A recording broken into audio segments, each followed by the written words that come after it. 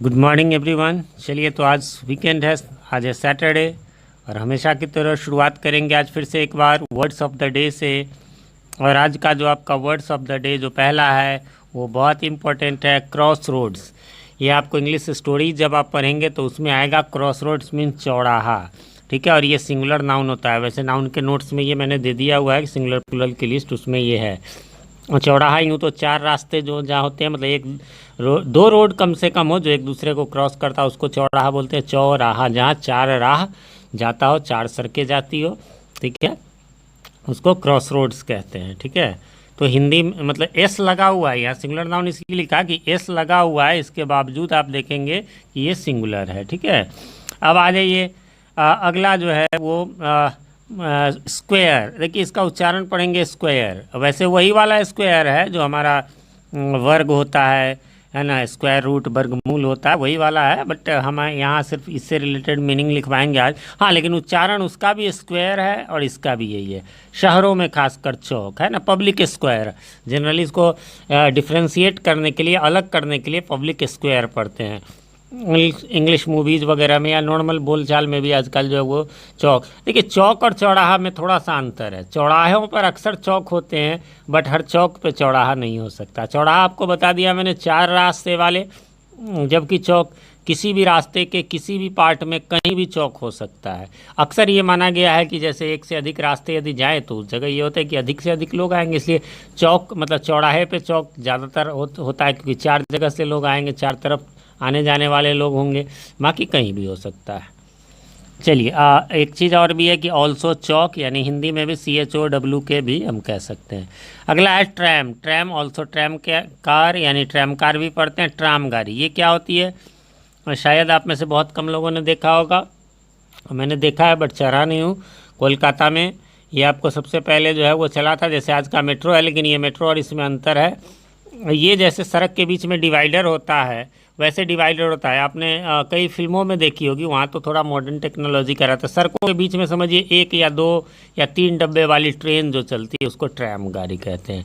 अब सड़कों के बीच में चलेंगे, आप सोचेंगे अच्छा कोई ऐसा नहीं कि रेलवे लाइन की तरह घेरा हो रहा, नहीं, नॉर्मल कहेंगे कि अरे ये कैसे होगा भाई, किसी को भी धक्का लग जाएगी। नहीं, दो बातें हैं इसमें। सबसे पहली बात तो ये कि ये जो है वो स्लो चलती है। दूसरी बात है ना, स्लो चलती है, वो कहीं भी बस की तरह ब्रेक मार सकता है। दूसरी बात ये है कि देखिए जिस जगह जिस चीज़ का जो फैशन हो जाता है उसको मतलब उसके अकॉर्डिंग लोग ढल जाते हैं, मतलब जहाँ का जो हो जाता है। जैसे मैं शुरू में गया था दिल्ली, तो मैं देखता था यहाँ बस में कि हाँ भाई हाँ ओए धीरे, फिर उस पर बैठिए, फिर जब बैठ के सामान रख लिए तब वो बोलेगा हाँ भाई बड़े, है ना।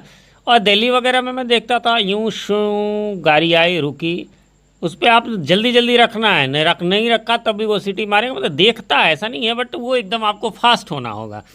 आज भी है, दिल्ली है, मुंबई है, या मेट्रो ट्रेन वगैरह देख लीजिए, है ना, आई एकदम खुली गेट, आपको जाना है, ठीक है। तो इस तरह का वो होता था। तो वैसे ही वहाँ के ट्रैम गाड़ी जहाँ जाएगी जिस रोड पे, वहाँ लोग हैबिचुएटेड होते हैं और वो फिर उसका ध्यान रखते हुए भी चलते हैं। अगला है फेम मीन्स यश, प्रसिद्धि, इसी से क्या बनता है, फेमस, ठीक है।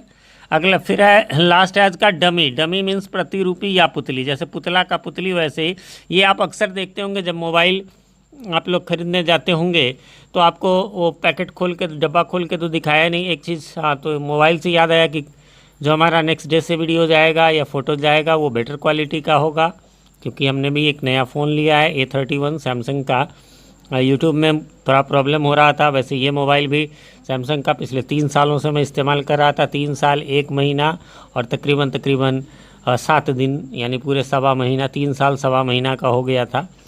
तो लेना पड़ा। 2 चैनल भी है, दोनों चैनल को मैनेज करने के लिए 2 मोबाइल होना तो एकदम से ज़रूरी था, अन्यथा इस लॉकडाउन की परिस्थिति में मैं तो नहीं लेता। हाँ, तो उसकी डमी दिखाया जाएगा, है ना, वो मोबाइल। देखिए डमी का वैसे मैं डिफ्रेंशिएट वो करता हूँ जब और भी चीज़ों को मैं समझाता हूँ। डमी का मतलब क्या हुआ, आपको डमी एडमिट कार्ड भी मिलेगा, जो आप 11 12 के स्टूडेंट है, बिहार बोर्ड के या 10th के, आप लोग को मिला होगा, 9th को भी इस बार मिला डमी एडमिट। डमी का मतलब क्या है, देखिए एक डुप्लीकेट होता है, एक डमी होता है। डुप्लीकेट और डमी में अंतर है, मैं डमी ही आज बता रहा हूँ। डमी का मतलब हो गया सेम टू सेम है, सेम टू सेम है, बट ये सिर्फ दिखाने को है और वो काम को है। जैसे चलिए आ जाइए, आपका एडमिट कार्ड मिलता है, क्या है वो सेम वैसा ही आपको मिलेगा, बट क्या ये काम ये दिखाने वाला है सिर्फ, और काम वाला कौन है जो बाद में मिलेगा आपको। आज ये डुप्लीकेट भी थोड़ी सी चर्चा कर लेते हैं। डुप्लीकेट का मतलब हम लोग समझते हैं खराब, नहीं जी। डुप्लीकेट का दो मतलब असली मीनिंग होता है नकल। नकल का मतलब क्या होता है, जैसे हम कोर्ट से नकल निकालते हैं जैसे, और डुप्लीकेट का मतलब आप देखेंगे डुप्लीकेट कॉपी लिखा रहेगा, मतलब क्या ऊपर आप लिखेंगे नीचे कार्बन लगा करके आप उसकी डुप्लीकेट कर रहे हैं। वैसा ही चीज़ बस वैसा रूप नहीं, जबकि डमी में वैसा ही चीज़ वैसा ही रूप बस काम और नाम का होता है ना। तो ये डुप्लीकेट का हम लोग समझ लेते हैं अक्सर कि हाँ वो नकली नकल से नकली बना देते हैं हम लोग। होता है वो अभी है कि मान लीजिए हमने ये लिया इसी के जैसा दिखने वाला बना, लेकिन वो बनाने वाला उसको नकली बोल के नहीं बेचता है ना, उसको असली बेच के बोलता है, तब वो उस स्थिति में हो गया कि नकली और असली वाली बात। चलिए बढ़ते हैं आगे।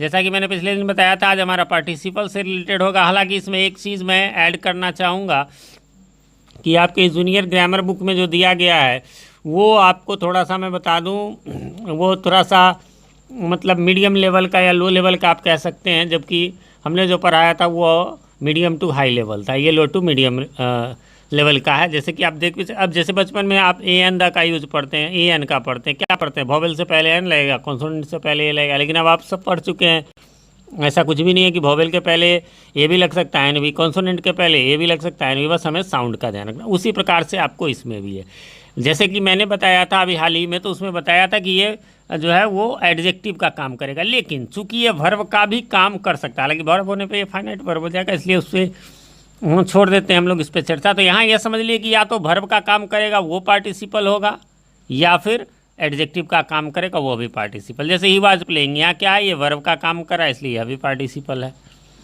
फिर ऐसी इज ईटिंग, यह भी वर्ब का काम कर रहा है इसलिए है।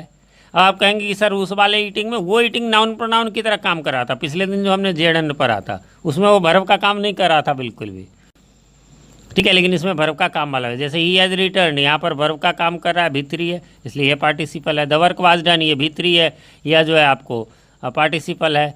5 नंबर में देवर अवार्डेड, यह भी जो है आपको पार्टिसिपल है। अब देखिए 6 में क्या है, this is a boiled egg, यहाँ बॉइल्ड भीतरी तो है लेकिन ये एडजेक्टिव का काम किया, क्यों, एग जो है वो नाउन है उसके पहले आया इसलिए एडजेक्टिव यानी विशेषण का काम किया।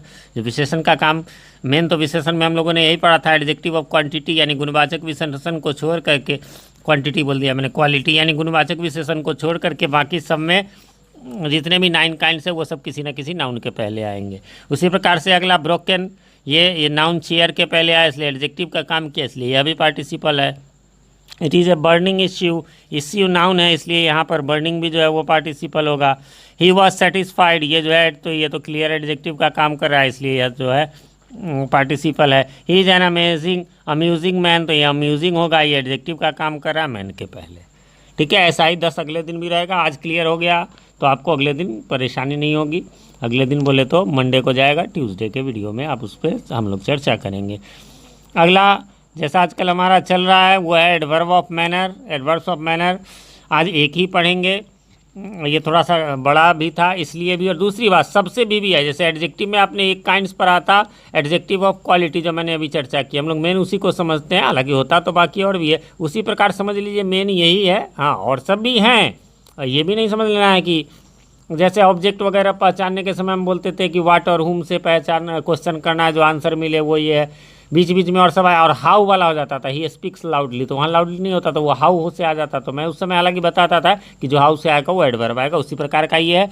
चलिए तो एडवर्ब्स ऑफ मैनर है। Adverbs of manner tell how, है ना, एडवर्ब्स ऑफ मैनर कहता है हाउ कैसे, और in what manner an action is done, कि कैसे या फिर किस मैनर में कोई एक्शन होता है। अर्थात एडवर्ब ऑफ मैनर से यह बोध होता है कि क्रिया, फिर यहाँ पर पिछला जो हमने पढ़ा था, देखिए अभी तक हमने ये 5वां पढ़ रहे हैं जिसमें चौथा काइंड्स जो था वो था कि उसमें एडजेक्टिव को भी बताना था, एडवर्ब को भी वो क्वालिफाई कर रहा था और वर्ब को तो कर ही रहा था, लेकिन बाकी जो 4 शुरू के 1 2 3 और आज का 5 जो केवल वर्ब के बारे में ही विशेष रूप से बतलाएगा।